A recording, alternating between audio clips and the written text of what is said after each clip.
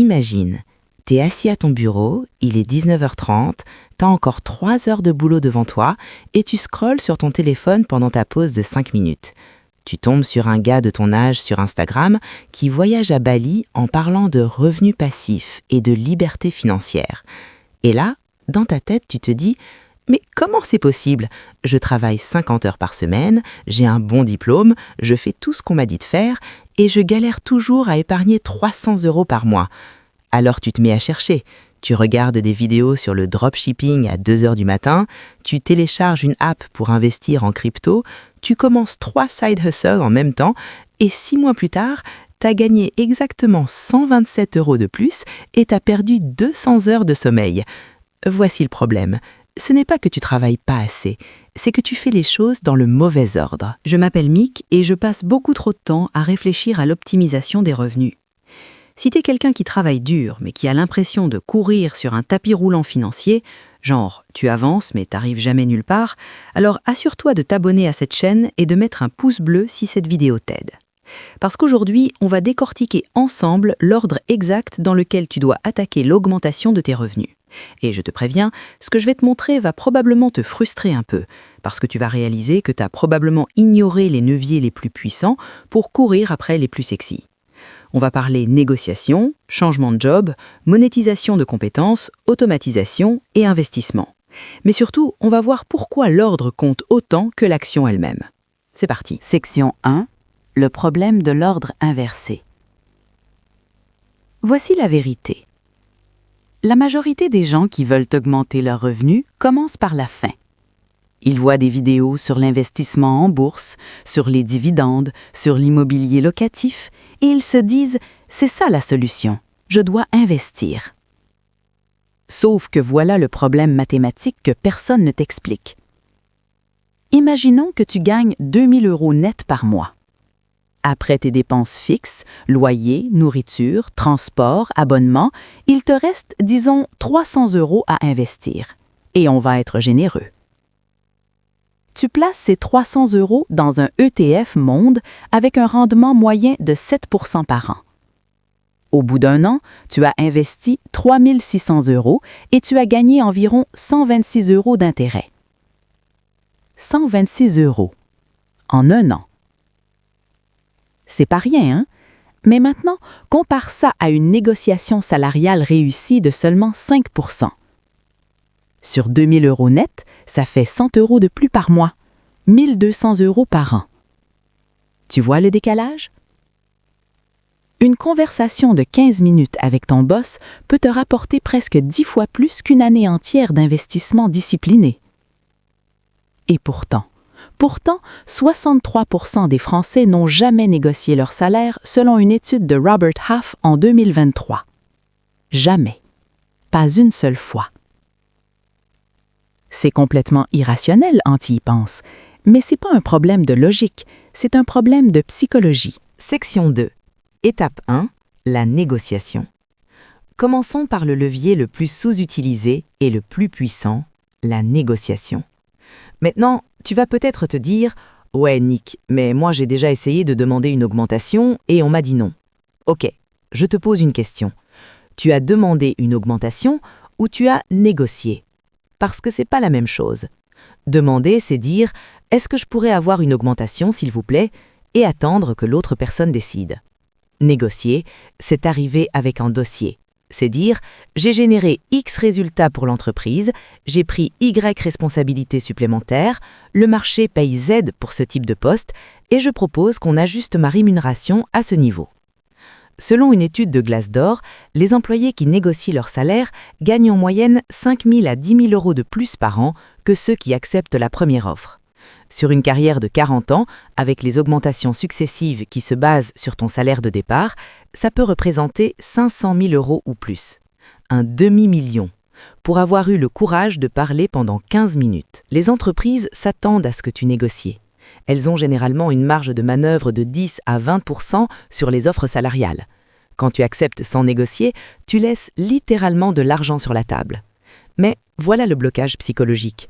On a peur du rejet. On a peur de paraître ingrat ou arrogant. On a peur que ça impacte négativement notre relation avec le manager. La réalité, 84% des employeurs disent qu'ils respectent davantage les candidats qui négocient. Pas moins, davantage. Action concrète numéro 1. Dans les 30 prochains jours, prépare un dossier de négociation. Liste tes accomplissements chiffrés des 12 derniers mois. Recherche les salaires du marché sur LinkedIn Salary, Glassdoor ou Figures.hr pour la France et demande une réunion dédiée à la discussion de ta rémunération. Ne le fais pas pendant une réunion sur un autre sujet. Ne le fais pas par email, en personne ou en visio, avec un créneau spécifique. Section 3, étape 2. Changer de job. OK, maintenant. Si la négociation interne ne fonctionne pas ou si tu sens que tu as atteint un plafond, voici la vérité que les RH ne veulent pas que tu saches. La meilleure façon d'obtenir une augmentation significative, c'est souvent de partir. Je sais, ça sonne contre-intuitif. On nous a appris que la loyauté était récompensée, que rester longtemps dans une entreprise montrait du sérieux. Look, les chiffres racontent une autre histoire. Selon une analyse d'ADP Research, les employés qui changent d'entreprise obtiennent en moyenne une augmentation de 15 à 20 % contre 3 à 4 % pour les augmentations annuelles internes. Fais le calcul. Tu restes 5 ans dans ta boîte avec 3 % d'augmentation par an. Tu passes de 35 000 à environ 40 500 €. Tu changes de job tous les 2-3 ans avec 15 % d'augmentation à chaque saut. Tu passes de 35 000 à 46 000, puis 53 000 € en 5 ans.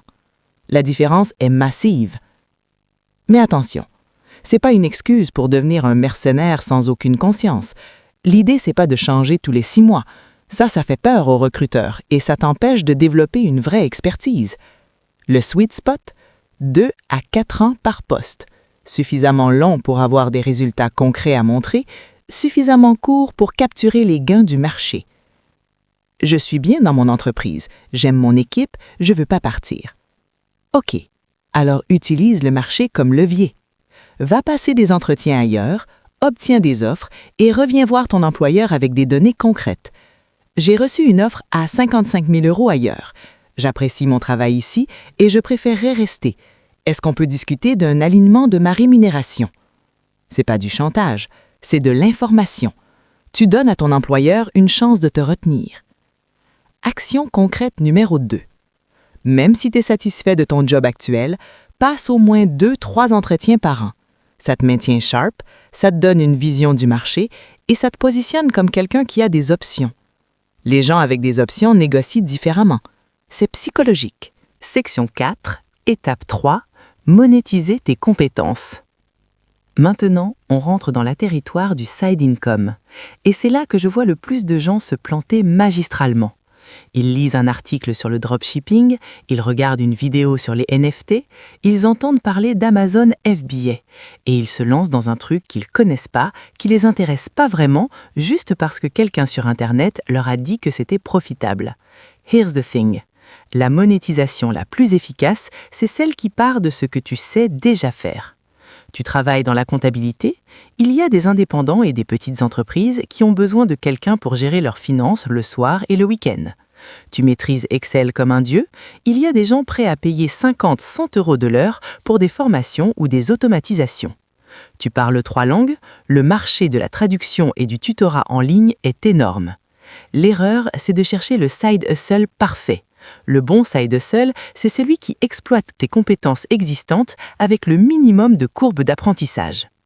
Une étude de McKinsey en 2022 montrait que 36% des travailleurs américains génèrent un revenu complémentaire. Et ceux qui réussissent le mieux sont ceux qui ont monétisé une expertise qu'ils avaient déjà développée dans leur job principal. Regarde les plateformes comme Malt, Fiverr, Upwork, Superprof. Ce sont des accélérateurs. Ils mettent tes compétences devant des gens qui sont prêts à payer. Mais voilà le piège. Le side income doit rester complémentaire. Si tu bosses 50 heures dans ton job principal et que tu ajoutes 30 heures de freelance, tu vas cramer.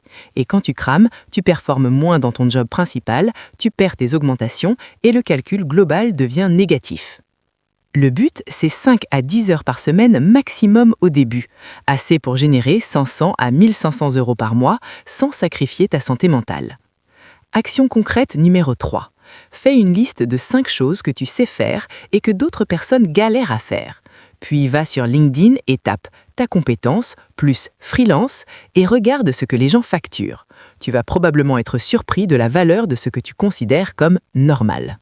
Section 5, étape 4, l'automatisation. Ici, ça devient vraiment intéressant. Une fois que tu as augmenté tes revenus avec les 3 premières étapes, la question devient « Comment je libère du temps sans perdre cet argent ?»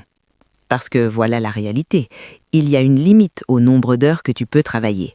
168 heures par semaine, c'est le maximum absolu. Et si tu dors, manges et vis un minimum comme un être humain, t'as peut-être 60-70 heures joignables. L'automatisation, c'est le multiplicateur. C'est ce qui te permet de découpler tes revenus de ton temps. Concrètement, ça veut dire quoi? Pour ton job principal, automatise les tâches répétitives. Les emails récurrents, template. Les rapports hebdomadaires, macro Excel ou script Python. Les meetings qui auraient pu être des emails, protocoles asynchrones. Le temps que tu récupères, tu le réinvestis dans les activités à haute valeur, celles qui te rendent visible et irremplaçable. Pour ton side income, c'est encore plus important. Si tu fais du freelance, crée des packages standardisés, des livrables types, des processus reproductibles. L'objectif, c'est de passer de « je vends mon temps » à « je vends mon expertise packagée ». Un consultant qui vend 3 heures de son temps à 100 € fait 300 €. Un consultant qui crée un cours en ligne à 200 € et le vend à 50 personnes fait 10 000 €. Même expertise, temps de travail radicalement différent. Je connais un développeur web qui a arrêté de créer des sites sur mesure pour se concentrer sur des templates Webflow qu'il vend 79 € pièce. Il en vend 40-50 par mois, sans réunion client, sans scope creep, sans révisions infinies. L'automatisation n'est pas réservée au génie de la tech, c'est un mindset. Se demander systématiquement, est-ce que cette tâche doit être faite par moi à chaque fois? Action concrète numéro 4. Cette semaine, identifie les 3 tâches qui te prennent le plus de temps dans ton travail ou ton side hustle. Pour chacune, demande-toi, est-ce que je peux créer un template, un process, un outil ou une délégation qui me fait gagner 80% du temps? Ok, on arrive enfin à l'investissement. Et maintenant, tu comprends pourquoi c'est la dernière étape, pas la première. L'investissement est un accélérateur, mais il accélère ce que tu as déjà. Si tu investis 100 € par mois, tu accélères pas grand-chose. Si tu investis 2000 € par mois parce que tu as optimisé toutes les étapes précédentes, là, ça devient puissant. Je te montre les calculs. Scénario A. Tu commences par l'investissement sans optimiser tes revenus. 300 € par mois, 7% de rendement pendant 20 ans égale environ 147 000 €. Scénario B. Tu passes 2 ans à optimiser tes revenus d'abord, puis tu investis plus. Pendant 2 ans, tu augmentes progressivement tes revenus via négociation, changement de job et side income. À l'année 3, tu peux investir 1 500 € par mois. 1 500 € par mois, 7% de rendement, pendant 18 ans, égale environ 580 000 €. Presque 4 fois plus, parce que le temps passé à optimiser les étapes précédentes a multiplié ta capacité d'investissement. C'est ça le vrai intérêt composé, pas juste sur ton argent, sur tes compétences, sur ton positionnement, sur ta capacité de gain. Une fois que tu as atteint ce niveau de revenus et de capacité d'épargne, là tu peux te plonger sérieusement dans les ETF, l'immobilier locatif, les SCPI, le PEA, l'assurance vie. Là, les différences de rendement de 1-2% deviennent significatives parce que les montants sont significatifs. Action concrète numéro 5. Calcule combien tu peux réalistement investir aujourd'hui. Puis, projette combien tu pourrais investir si tu appliquais les étapes 1 à 4 sur les 24 prochains mois. Ces différentiels, c'est ton potentiel inexploité. Récapitulons l'ordre intelligent. Étape 1. Négocier. ROI le plus élevé par heure passée. 15 minutes peuvent valoir des milliers d'euros. Étape 2. Changer de job stratégiquement. Les sauts de 15-20% battent les augmentations annuelles de 3%. Étape 3. Monétiser tes compétences existantes. Side income qui exploite ce que tu sais déjà. pas ce qui est à la mode. Étape 4, automatiser. Découpler ton temps de tes revenus. Créer des systèmes, pas juste des heures facturables. Étape 5, investir. Accélérer ce que tu as construit. Le vrai effet de levier. Here's the thing. La plupart des gens font l'inverse. Ils cherchent le raccourci, le hack, l'investissement miracle qui va les rendre riches en dormant. Mais les personnes qui construisent une vraie richesse durable, elles commencent par la fondation. Elles optimisent ce qui est sous leur contrôle direct, leurs compétences, leurs négociations, leur positionnement, avant de compter sur des forces extérieures comme le marché boursier. Tu ne peux pas contrôler ce que fait le CAC 40 demain, mais tu peux contrôler si tu vas demander cette augmentation. Tu peux contrôler si tu vas rafraîchir ton CV et passer cet entretien. Tu peux contrôler si tu vas poster ta première offre de freelance ce week-end. L'ordre compte, et maintenant tu le connais. Alors ma question pour toi, quelle étape tu vas attaquer en premier cette semaine ? Dis-le-moi en commentaire. Et si cette vidéo t'a aidé à voir les choses différemment, mets un pouce bleu et partage-la avec quelqu'un qui en a besoin. On se retrouve dans la prochaine. À plus!